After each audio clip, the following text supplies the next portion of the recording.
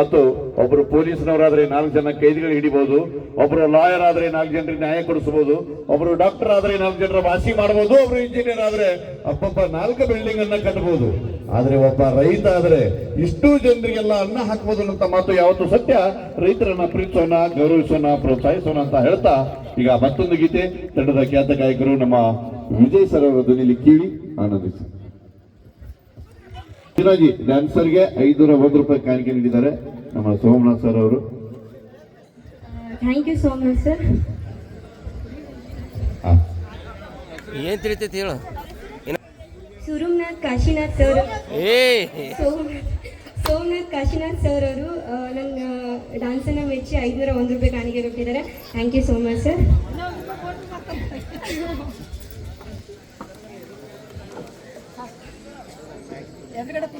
ಮಲ್ಲಿಕಾರ್ಜುನ್ ಸಲಾಪುರ ಅವರು ಕೂಡ 101 ರೂಪಾಯಿ ಕಾಣಿಕೆ ನೀಡಿದ್ದಾರೆ. ಸಂಜರಾಜ್ ಅವರಿಗೆ ಸಲಾಪುರ್ ಸರ್ ಅವರು 101 ರೂಪಾಯಿ ಕಾಣಿಕೆ ಕೊಟ್ಟಿದ್ದಾರೆ.